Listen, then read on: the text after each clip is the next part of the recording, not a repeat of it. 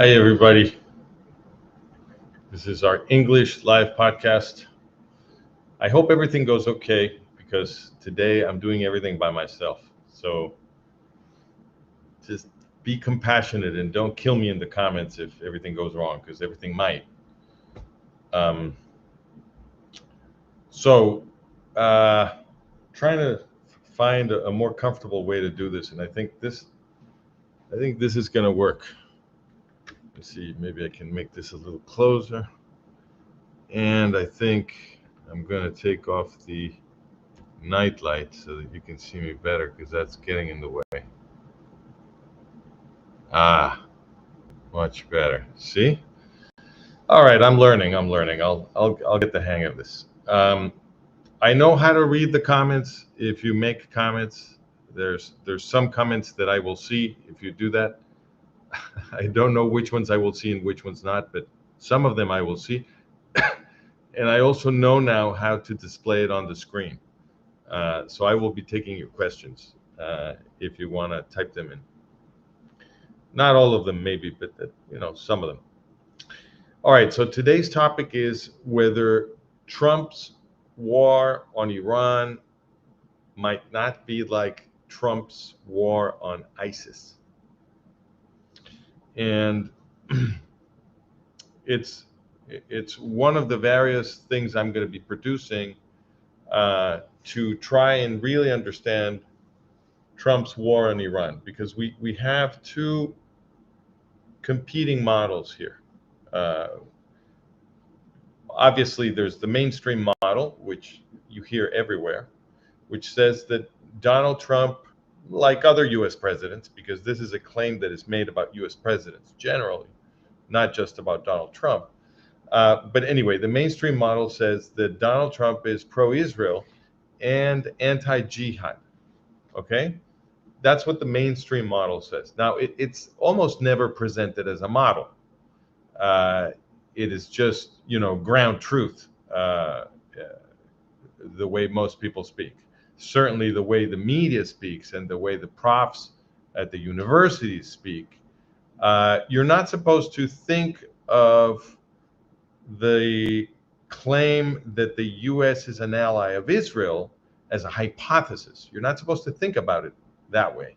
You're supposed to think that that's an axiomatic, obvious description of the truth of the real world, and not one that you're allowed to question or even treat as a hypothesis. Okay, but we're going to do that here. We're going to treat it as a hypothesis. So on the one hand, we have this mainstream hypothesis, this mainstream model, if you will, that the U.S. is an ally of Israel, and that therefore the U.S. is an enemy of jihadism. Right? There's other sort of related assumptions here that the people running the U.S., maybe they're not saints, but they are basically patriots. They want to defend the U.S. Against enemies such as foreign jihadis, right?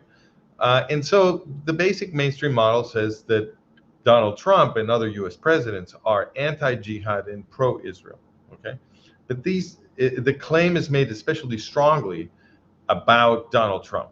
So Donald Trump is very, very pro-Israel and very, very anti-jihad. That's the mainstream model. Now, the competing model that I've been defending, the Moore model, says exactly the opposite. We claim that Donald Trump is anti-Israel and pro-jihad. Okay? And to help us think about the current war in Iran and what kind of evidence it gives us concerning these two models and how we need to evaluate the current war in Iran in the context of a lot of other evidence, right? The rest of the evidence of the evidentiary picture should not be ignored. We need to consider everything. So I'm going to be producing 3 articles at least to help us think about all this. And let me just put this on the screen so that you can see it. That's let me see if I'm learning how to do this. Hold on, make this big. There we go. So the article you see there Oh my God, I can't use this. Forgive me. The article you see there on the screen, let's say on our front page, right? Is Trump for real? Is the war on Iran like the war on ISIS? Okay. And what I do here, I'm going to be discussing this in a second, but what I do here is I compare those two wars because I think there are interesting lessons for us in Trump's war on ISIS that can help us think about the current war on Iran. And the other thing I'm publishing right now is part 7 of my Iran Contra series, which is very relevant here because what I document in the Iran Contra series is that, in fact, the Iranian Ayatollahs were installed in power by the US bosses. Okay? And Jimmy Carter played a tremendous role there that has not been properly recognized. And now we have good evidence to establish it because I think it was the year 2016 or thereabouts, certain CIA documents were declassified that established that Jimmy Carter's CIA was in contact with Ayatollah Khomeini way before he took power, and they were in fact preparing him to replace the Shah of Iran, whom Carter did all kinds of things to get rid of, all of which I narrated in this part 7. So, and then, as you may know, Iran Contra means the Iran Contra affair, which happens right after Carter in Ronald Reagan's presidency. And what that was about was that they caught Ronald Reagan in the middle of the 1980s sending billions of dollars in weapons to the same Ayatollah Khomeini. Okay. So Carter puts him in power and Reagan arms him to the teeth. And these are the same Iranian Ayatollahs that Trump is now throwing missiles at. All right. So I agree with people who've been challenging me lately, ever since Trump started throwing missiles at the Iranians. I agree that when Trump attacks Iran, he at least looks the part of an enemy of the Ayatollahs. I understand that reflex, and I know that we have difficulty thinking about historical periods longer than the last month. I know this is very difficult for us, and the media is never trying to help us. So if you guys go, for example, to this piece, let me see, how am I going to find this memento? That's how I find it.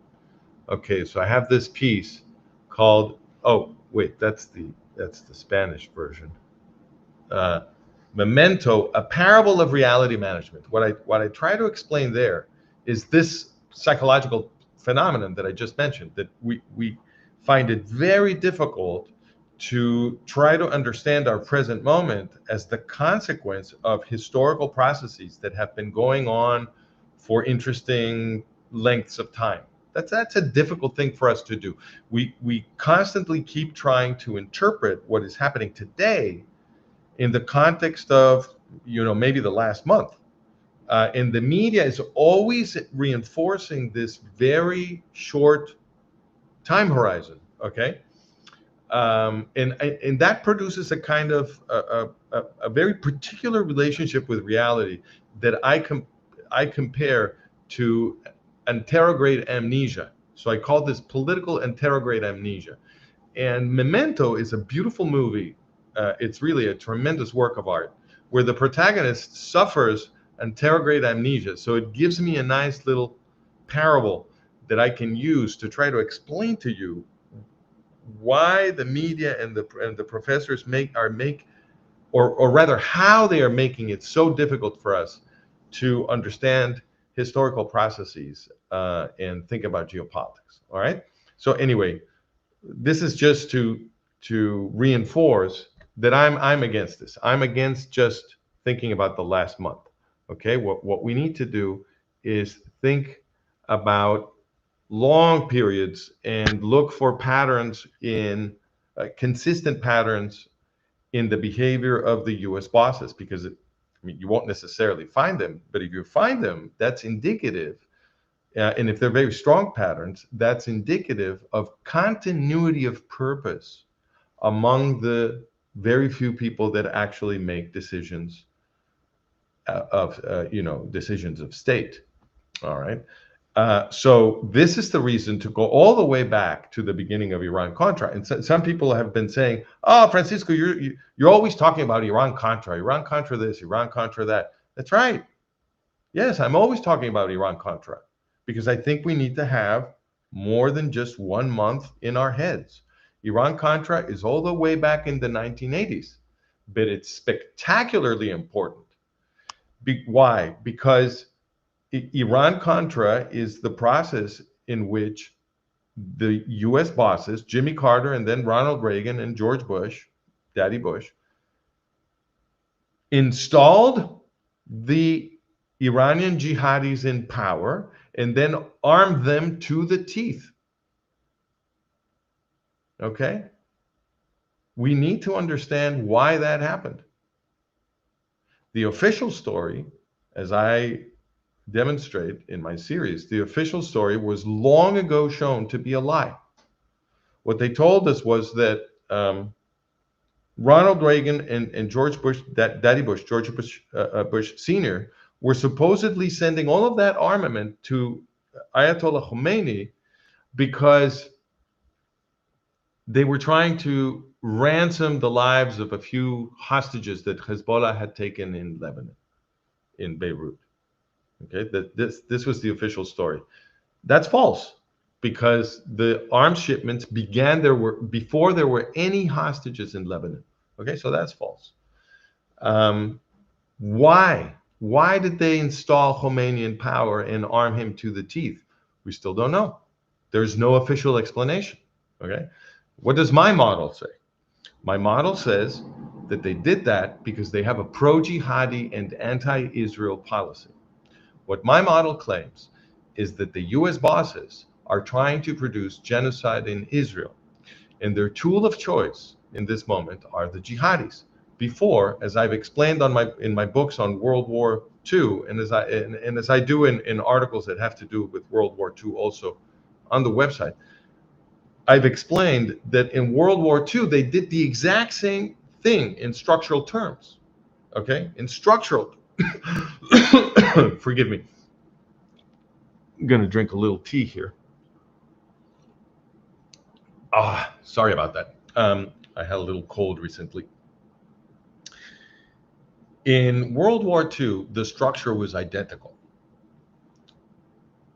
Formally, okay, the protagonists are different, but in strategic terms, in grammatical terms, the strategy was identical. What did they do? The U.S. bosses were eugenicists. We explained that on the website. I'm gonna show you the. So if you type in eugenics, there we go. You'll see we have a whole article to explain this. Eugenics is the movement that produced German Nazism. And the people running the United States and Great Britain were eugenicists. And they spent fortunes exporting eugenics to Europe and in particular to Germany, where they turned it into German Nazism. And then the Nazis went and killed the Jews and destroyed democracy, killed more than 64 million non-Jews. Never forget that. People forget that. The anti-Semites were coming for all of us. And the German Nazis also enslaved hundreds of millions of Europeans. Okay, so the US bosses still got away with murder. They got away with genocide, right? Because they did this indirectly. They created the force that would attack the Jews and destroy democracy, and it looked like they had nothing to do with it. In fact, the history of World War II that we are taught in school tells us that the US defeated the Nazis, which is false. The Nazis were defeated by the Soviets. Okay. The Allies, the British and American allies, and de Gaulle didn't even begin to plan the Normandy invasion, D-Day, famous D-Day, until after until after it was already clear that the Soviets had defeated the Nazis. It's a very important point. Okay? We have the same structure now. Same structure. Now they created the jihadi anti-Semites. They installed Ayatollah Khomeini in power. And that regime created an entire axis, the only purpose of which is to commit another genocide of the Jews, this time in Israel. So it's the exact same strategy structurally, right? You build a third-party force that will do your dirty job for you so that it looks like you have clean hands. And then when the moment is right, you go and you attack your own creation. Okay? This is what they do. This is what the U.S. did in World War II. When the Nazis were unable to defeat the Soviets, and the Soviets were already advancing against the Nazis, then the eugenicists who were running the U.S. and Britain, then they attacked. Then they invaded Europe so that they would not have to cede all of Europe to the Soviets. But the Nazis had already been defeated, right? So when it became convenient, and when it became necessary, rather, strategically necessary, they attacked their own creation. They created the Nazis, then they attacked the Nazis, okay? That's the model for what is happening now. This is my claim. So Jimmy Carter and Ronald Reagan created the Iranian Ayatollah regime, armed it to the teeth, and now Trump is attacking it. But not because the U.S. bosses are enemies of jihadism, just like they weren't enemies of Nazism. Okay? Same structure. Now, what about the war in between these two wars that I've been discussing? That would be the war on ISIS. That's the other war I mentioned. Okay? Let's go to that. Let's go to that. You'll see it's very interesting stuff. Let me just share my screen again. Okay, so if you go, forgive me, I'm having trouble getting my screen to obey me. Here we go. So if you go to the very last article, not that one. Wow, this is really not working. Here we go. Click on that one. So part 7 is Trump for real? Is the war on Iran like the war on ISIS? Okay. All right. What's the first thing that I want to tell you? First thing I want to tell you is that the U.S. bosses and the Ayatollahs fought together against ISIS. Okay? The U.S. bosses, the U.S. president, first Obama, then Trump, fought against ISIS on the same side as the Iranian Ayatollahs. They fought on the same side with the jihadi, genocidal terrorists who promise in state-sponsored rituals repeated every month that they are going to commit genocide in Israel and destroy the United States of America. They call the U.S. Great Satan, and they chant death to America in state-sponsored rituals. They've created terrorist forces that kill innocent people all over the world. They've created proxy armies surrounding Israel to exterminate the Israeli Jews. And the U.S. fought with the Iranian Ayatollahs against ISIS.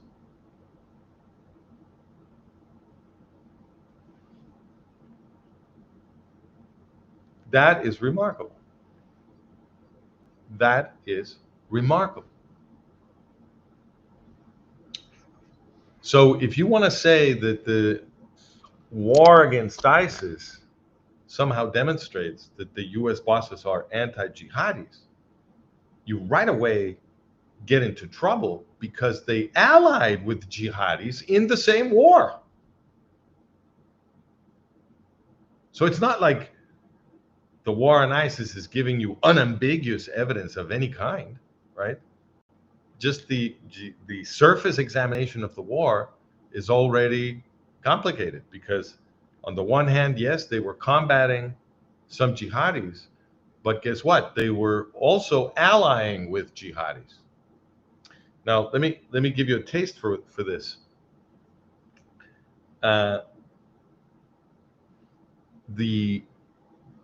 This guy Martin Dempsey, who was chairman of the Joint Chiefs of Staff under Obama, okay?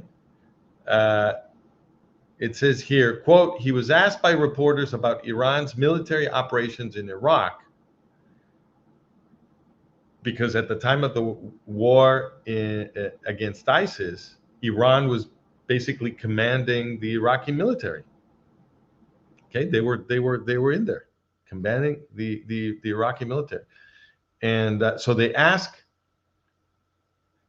the chairman of the Joint Chiefs of Staff of the United States, right, about this. You know, what's going on? You know, Iran is basically behaving like it owns Iraq. And the guy answered, check this out, quote, I think Iranian influence will be positive. End of quote. And about the merging of Iraq with Iran, I mean, Iran was basically taking over Iraq, right? Dempsey said, quote, the two countries moving more, forgive me, Dempsey celebrated that, quote, the two countries move more closely together economically or even politically, end of quote. So during the war on ISIS, the US government officially and publicly pretended that the Iranian Ayatollahs were not so bad, that they were, you know, a responsible government who could be good for Iraq. How about that? Iraq, the country that the US went to war supposedly to liberate it from an oppressive dictator, Saddam Hussein, because he had weapons of mass destruction. That was the official story. So now it's a good thing that jihadi terrorists from Iran come in and take over Iraq. Jihadi terrorists from Iran who are trying to develop weapons of mass destruction, right? Oh, that'll be good for Iraq, for those guys to come in and take over Iraq. This was said by the chairman of the Joint Chiefs of Staff. If you read the article, you will see the footnote. You can go read it for yourself. Not making it up. All right? This is how the management of reality works. ISIS was so horrible, it was so shocking with the slow beheading of people on video. Remember, they became infamous for that. That horror, the horror they produced in us, allowed the U.S. bosses narratively to make the Iranian Ayatollahs kind of kosher. Oh, you know, they're not so bad. They're not ISIS. They're going to help us defeat ISIS. Now they're the good guys. And it's okay. We're going to let them have Iraq. It'll be good for Iraq. This is how the management of reality works. They treat us like children, and we let them. Okay. Perhaps the most interesting detail in this whole context about the war on ISIS, and the most telling detail, is that ISIS is a U.S. creation. So let me go to that.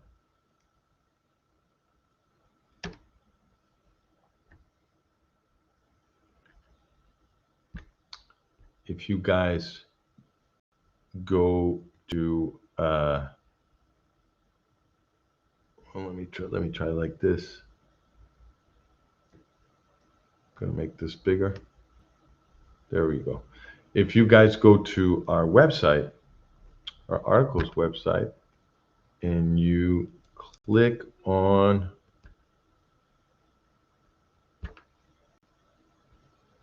let me see. So you go on the homepage and you click on archive right there, and you're going to be looking for an article that has ISIS in the title. Okay? And this is the one you want. Did the US government create ISIS? Did the US government create ISIS? The American Jihadi University in Iraq. I did this investigation years ago for my previous website, Historical and Investigative Research, but I updated it for this one. It's really interesting, and I'm sure everybody has forgotten now about this, but it was widely recognized at the time. This is something that nobody denies, that ISIS emerged from the military prison system that the US bosses built in Iraq. Okay, so they invade Iraq. They produce a lot of violence and mayhem there.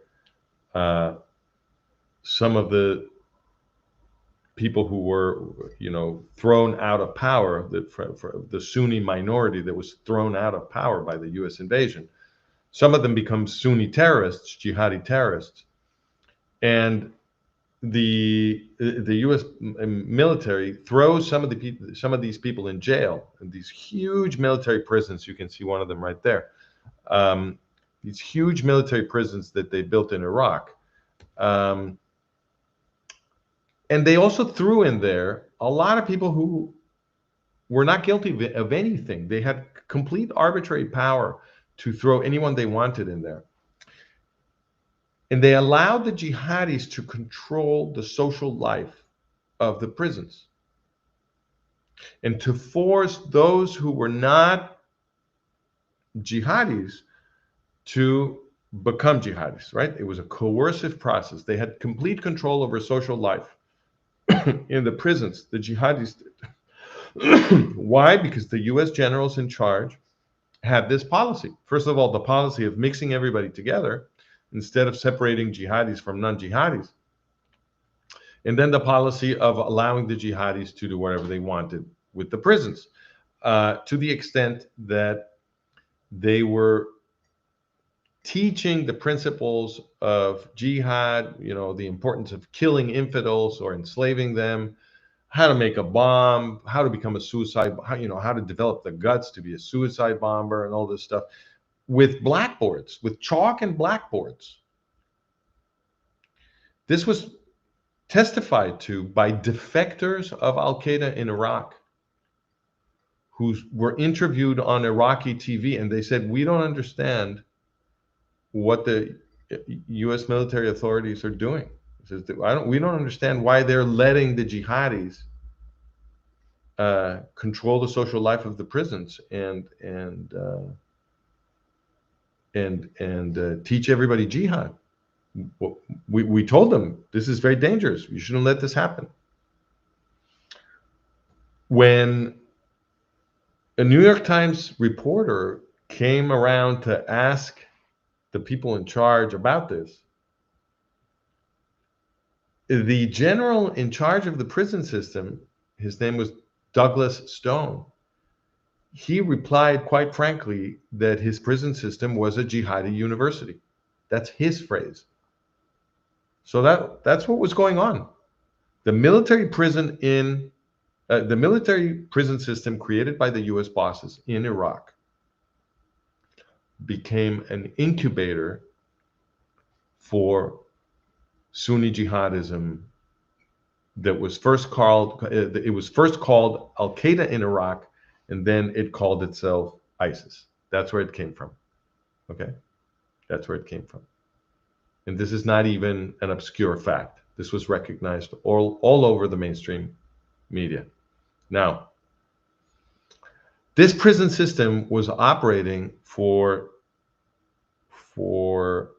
5 years. At the end of those 5 years, the US bosses simply closed the prisons and they let everybody go.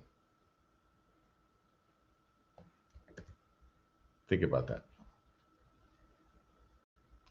These were hardened terrorists, heavily indoctrinated terrorists, jihadists, criminals, they just closed the prisons down and let them go. Against the desperate pleadings of the Iraqi government. The Iraqi government was begging the US bosses, please just tell us which crimes each person committed and we will hold them. If you don't want to hold them, we will hold them. But don't let them go. That's Al Qaeda in Iraq. They've been blowing us up all over the place. Don't let them go. Well, the US bosses refused. They refused to let the Iraqi government hold these terrorists. They insisted in setting them free. It's all in the article. And then they found a way to get them US military weapons and training to those terrorists that were incubated in US military prisons who became ISIS.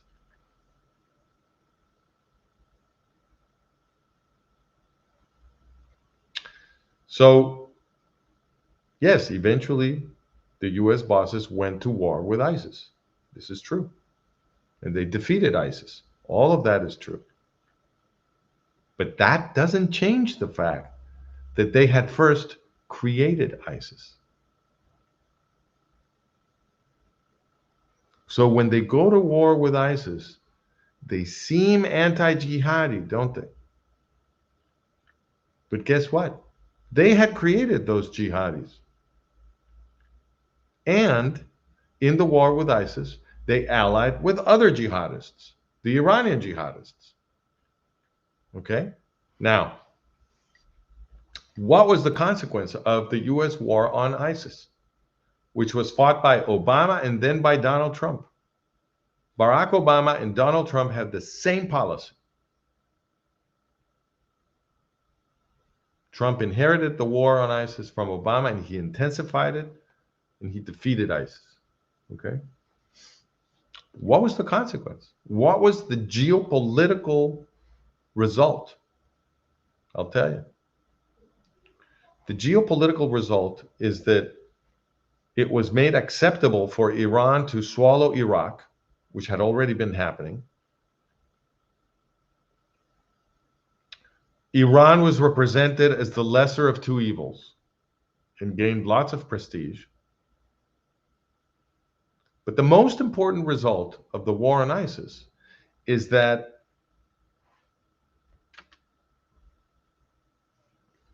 Iran gained a land corridor all the way to the northern border of Israel. Because Iran already controlled Syria through the Assad family and Hezbollah, and Lebanon through Hezbollah. So the war on ISIS looked like a war against jihadism, but in fact what it did was produce a land corridor going all the way to the northern border of Israel for the jihadists, for the very Iranian jihadists whose very reason for existing, according to their own public declarations, is the genocidal destruction of the Jewish state. That's what Obama and Donald Trump achieved with their war on ISIS. Something else they achieved is that all of those terrorists learned, they became better fighters. They learned to fight. They got practice. That's another thing that happened.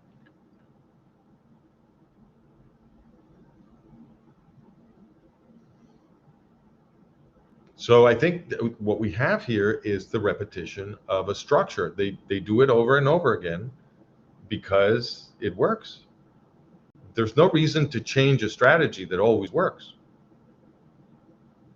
So in World War II, they created the Nazis. They used them to destroy democracy and murder the Jews and enslave everybody. But when the Nazis lost to the Soviets, they hurried up and attacked the Nazis and created the impression that they were on our side. More recently, they created ISIS. Well, they created the Iranian Ayatollahs. Then they created ISIS. Then they attacked ISIS. Now they're attacking the Ayatollahs. The result of attacking ISIS was that they created a tremendous land corridor for the Iranians all the way to Israel. What will be the consequence of the war on Iran? I guarantee you, the consequence of the war on Iran will be a very bad strategic result for Israel. That is what the Moore model predicts. Just like the war on ISIS was bad for Israel, the war on Iran will be bad for Israel. What can we expect? Well, think about what happened in Syria. What happened in Syria is very interesting, right? And very telling.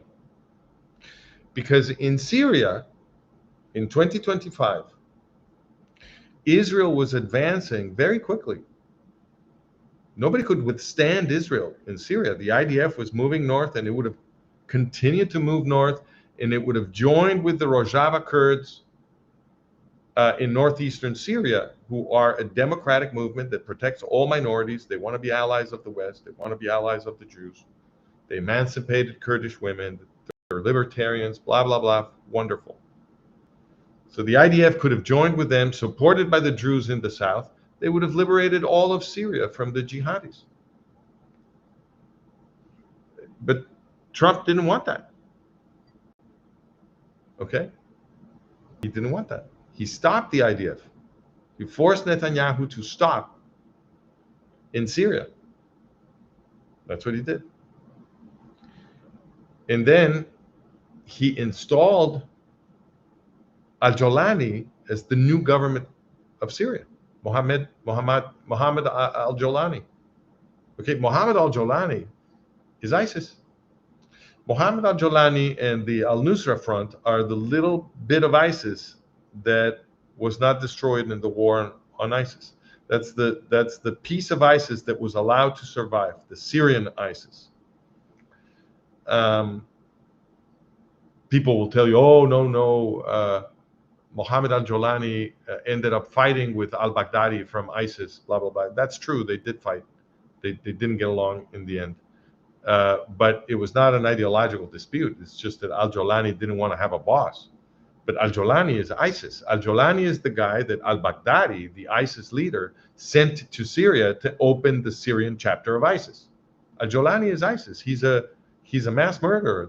Just a few years ago, the State Department had posters offering $10 million reward for his head.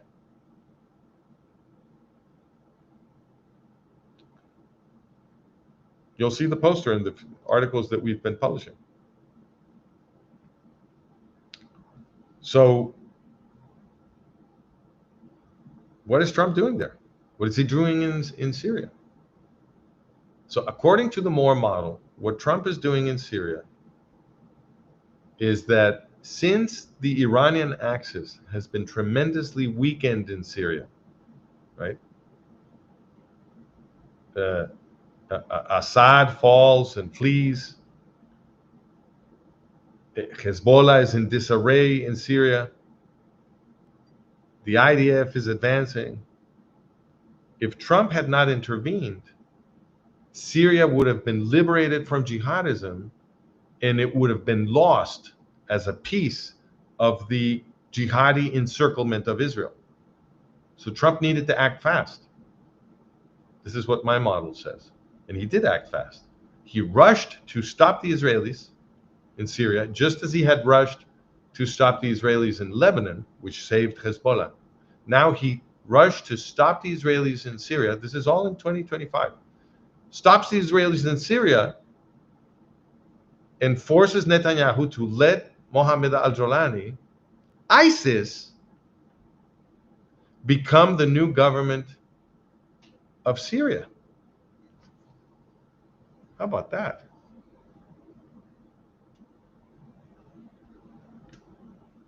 You have to see it to believe it. I mean, let me show you. Where do I have this? I have it down here. So let me see.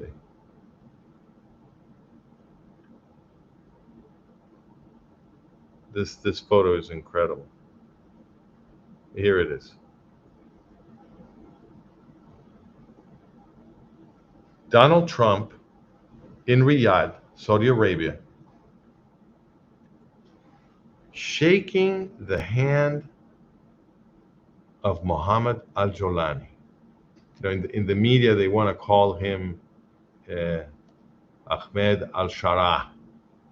You're supposed to call him Ahmed al-Shara because, they've dressed him up in a suit and tie, you know. Obviously, you're supposed to think that he no longer looks like a terrorist, right? Dress him up in a suit and tie, and now he's supposed to be acceptable as a government. This is a mass murderer. This is the leader of the guys who were beheading people slowly on video, bragging to the world what monsters they are.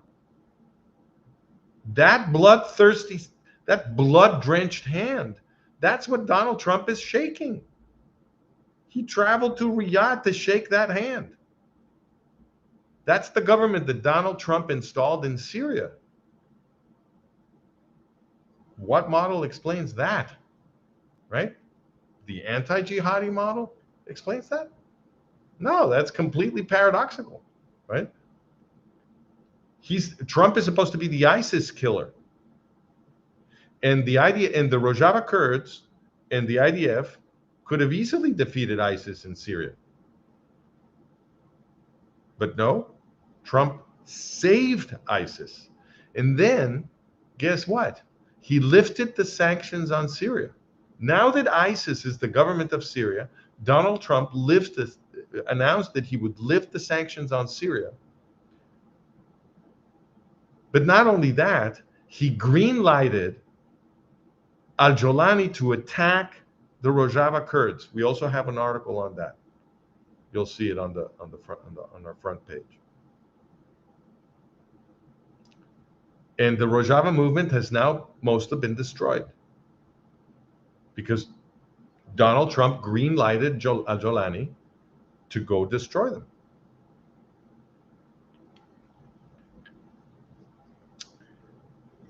The Moore model, which says that Trump and the other U.S. bosses are pro-jihadi and anti-Israel, has no trouble explaining this.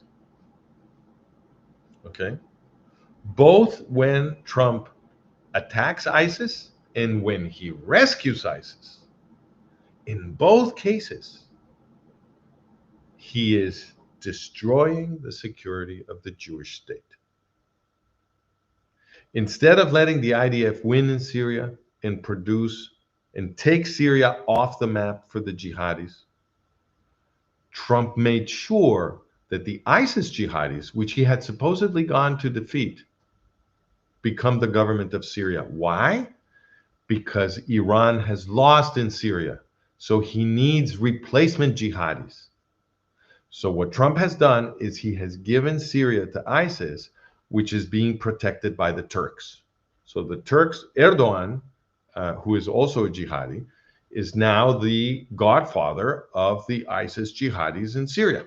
Well, he's always been the godfather of the ISIS jihadis, but the point is now they have a north-south axis, a Turkish axis bearing down on Israel, whereas before they had an Iranian axis.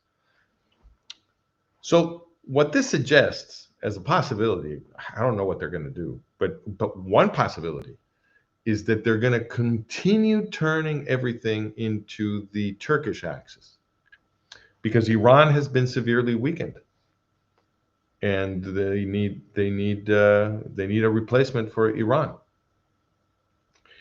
So one possibility is that when the dust settles from this war, Turkey will be given some kind of caretaker role for Iran and maybe even Iraq, given that Iraq is basically Iran now. So, and that would then turn the entire area. That would be the revival of the Ottoman Empire, which is what Erdogan out loud says he wants, right? So maybe that's what they're going to do. They're going to have this Ottoman revival, And then all of these pieces on the chessboard that had been part of the jihadi axis of Iran will now be part of the jihadi axis of Turkey. And Turkey is in fact more dangerous for Israel than Iran, because the Turks are more competent than the Iranians. They have a more lethal military, and they are altogether a more difficult adversary. Okay, they have bigger weapons. They're more competent.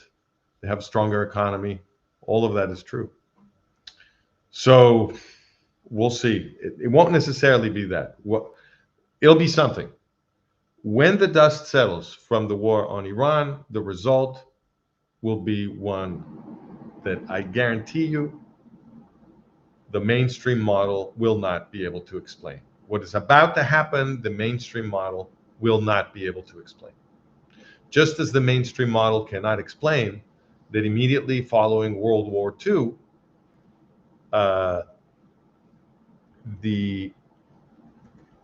immediately following World War II, let me put this back again.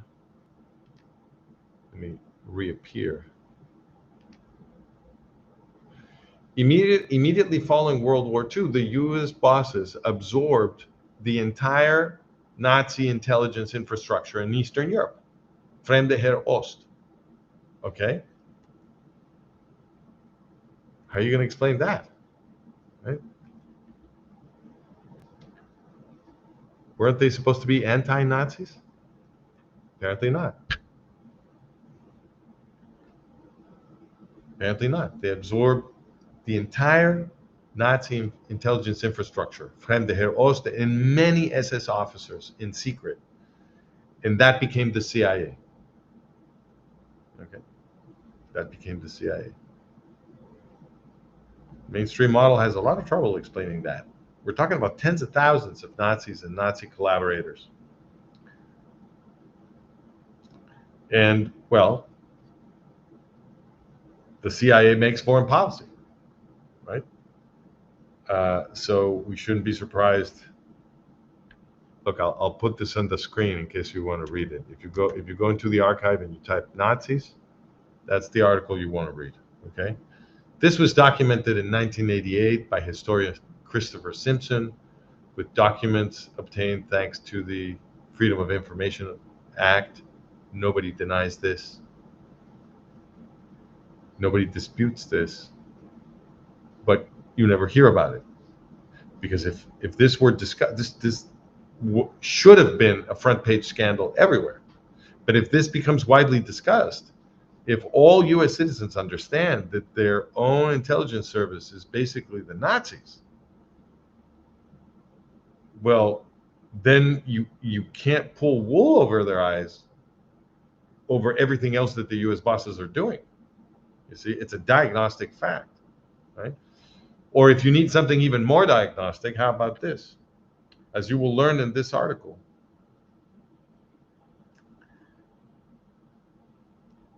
in 1956,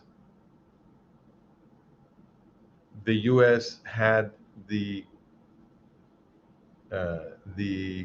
West German government, in other words, the government of the Germany that was supposedly part of the free world, right?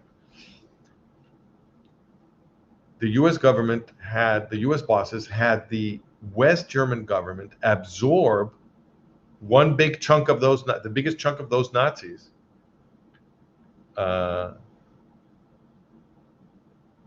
create the West German intelligence service, the Bundesnachrichtendienst.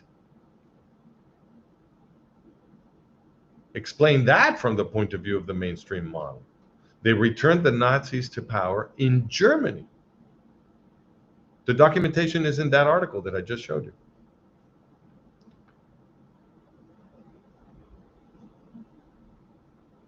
So I really think it's again, coming back to the earlier point, it's really important to have a historical context when you're evaluating what the U.S. bosses are doing. It's really important to have a historical context that is more than the last week or the last month, because that allows you to see how certain patterns repeat and what kinds of moves they make and what kinds of tricks they play on us, right? And then you won't be so quick to rush to think, oh, Trump must be really anti-jihadi and pro-Israel because he attacked the Iranian jihadis. Well, he also attacked ISIS. And guess what? He just made ISIS the government of Syria. You have to think harder about what's going on. And we are going to be giving you the documentation so that you can do that. Okay. So I have no problem with people who say, well, look, but Trump attacked Iran. You have to deal with that. And I do have to deal with that. My model does have to deal with that. I won't shirk that responsibility. But guess what? The mainstream model has to deal with the fact that the U.S. bosses created the Iranian jihadis, created ISIS, absorbed the Nazis, started the Oslo process to bring the PLO Fatah terrorists into militarily strategic territory of the Jewish state. And those PLO Fatah terrorists, guess what?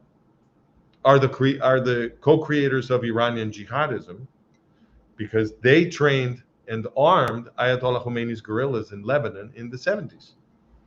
That is explained here, if you want to go read about that. You put it up on the screen.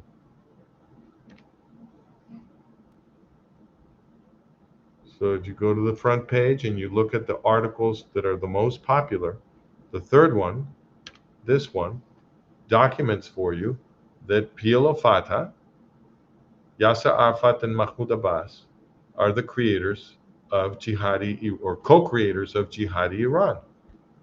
That's Yasser Arafat with Ayatollah Khomeini celebrating the Iranian Revolution right after Khomeini took power in Iran. PLO Fatah not only put Khomeini in power in Iran, but also helped him create the Iranian Revolutionary Guard. Okay? So, and who's behind all of that? The U.S. bosses. The U.S. bosses created the Oslo process that brought the same PLO Fatah into strategic territory of the Jewish state.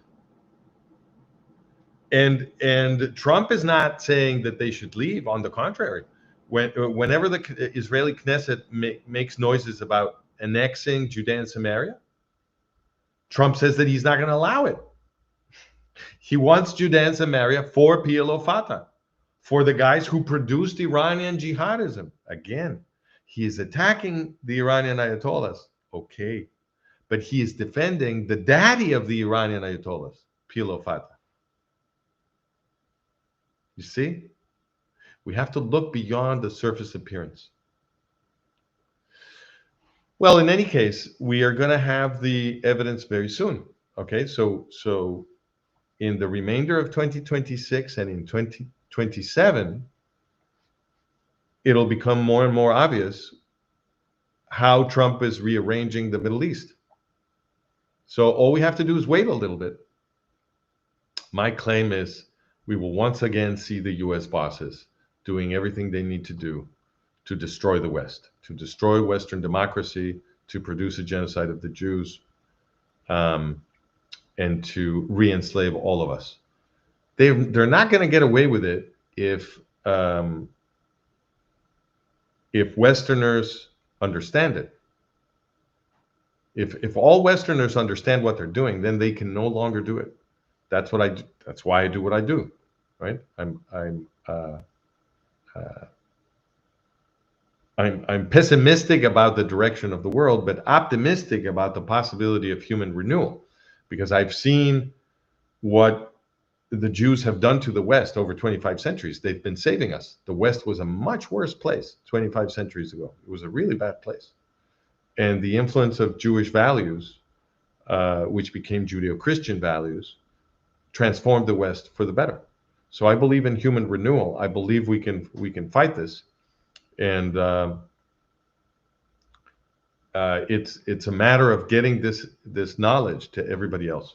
So somebody, Pallywood, is asking me if I stream on platforms other than Twitter. I do. So we stream on Facebook, on YouTube, on Twitter, on Substack, well, on X, on Substack, on Instagram, and I don't know what else.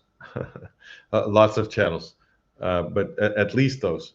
Okay, so if you guys wanna catch us on other channels, you can do so.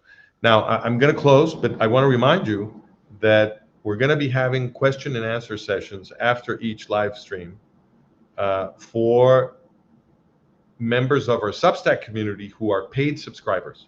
So if you want to have the opportunity to interact directly with me, ask me questions, shoot the breeze, work together to build this model some more, share information, well, then just go to Substack, become a paid subscriber, and then you can come to the Q&As.